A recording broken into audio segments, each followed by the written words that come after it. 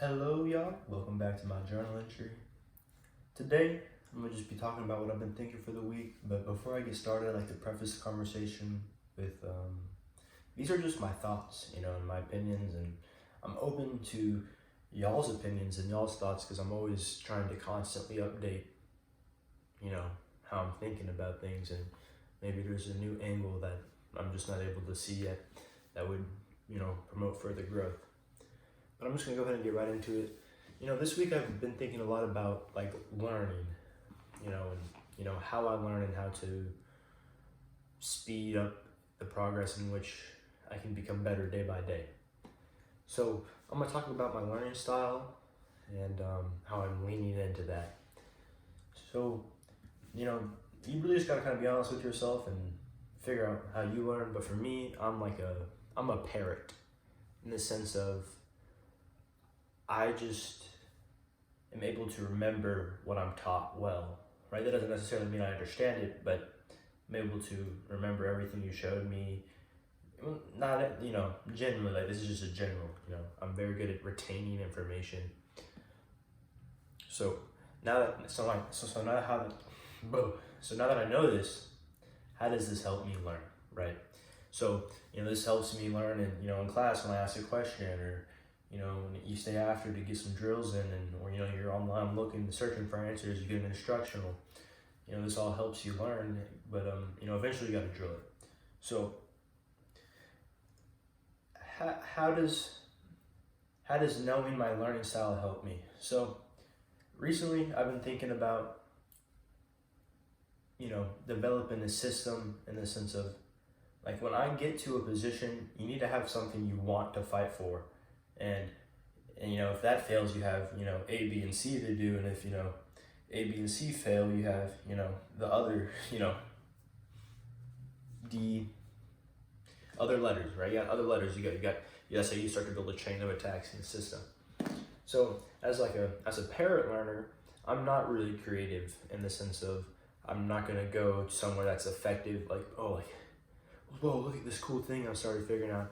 I don't really have that. I kind of just steal everything from everyone, and I'm in an environment where my teammates, my peers, my coaches are all willing to share and allow me to use what they're teaching me, and be like, hey man, try this, right?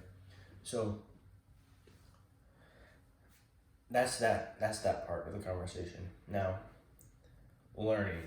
So how can I become better day to day, and see actual progress, and try to break out of plateaus easier, or not even run into them at all?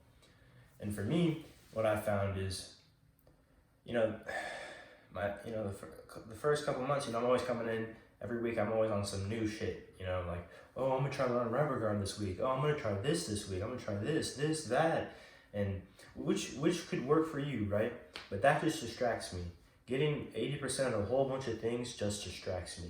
Maybe for you, that's what works. You get 80% out of a whole bunch of things, and then eventually you understand all the concepts, and it adds up to 100, and now you got really proficient in all these skills.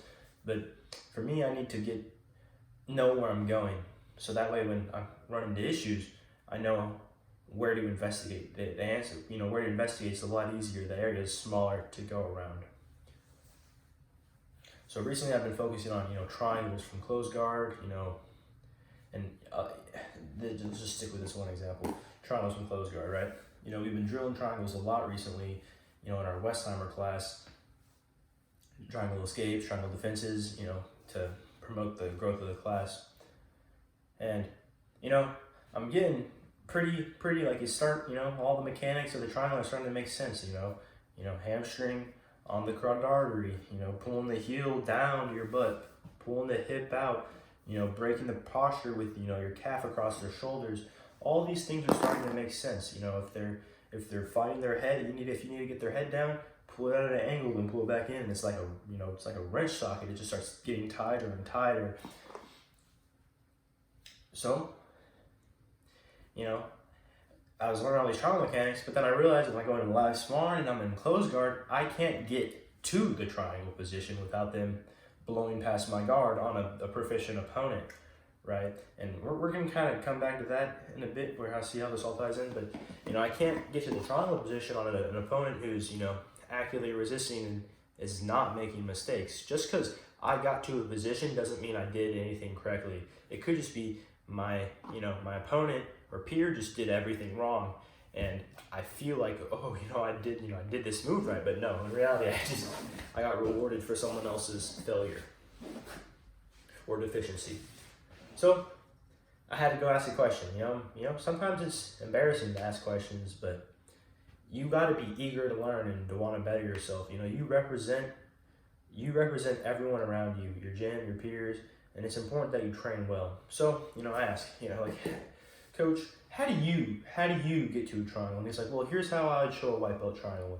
He showed me the sequence, and I haven't got to practice it yet because, class is coming up this week, but I still remember everything he said, and I'm going to be working on that. And, next week when I go into class and I've been working on it, I'm going to have questions. And now I know where my questions are because my goal is clear. Triangles from closed guard. Cool. So let's also talk about while you're learning, okay? When you're drilling with your partner, the preface is on both of y'all to push each other, okay? There is nothing like being in that moment, okay? Like when we're practicing triangle chokes, the main detail he was saying was hamstring on the carotid artery, okay? So when you're the one applying the triangle and your peer is in your triangle and your hamstring's on the carotid artery, it's their job to let you know that, hey man, your mechanics are wrong, okay? And, it might seem silly, like, well, why would I want to, why help them submit me? Because that helps you grow. When everyone around you has immaculate triangles, your triangle defense gets immaculate as well, and you can escape from anyone's triangle. It's better than having a triangle defense that only works on bad triangles. So you need to be making sure that you're giving feedback. Yeah, okay, I'm just a white belt. Obviously, I can't give you the same level of feedback the black belt coach can give you, but I can at least, point you in the right direction because I know I should feel it right away. The onus is on both of y'all to work together to develop the skill. And this is something I'm working on, because if you want to be a competitor, you need to learn well, learn correct mechanics, and help everyone around you learn.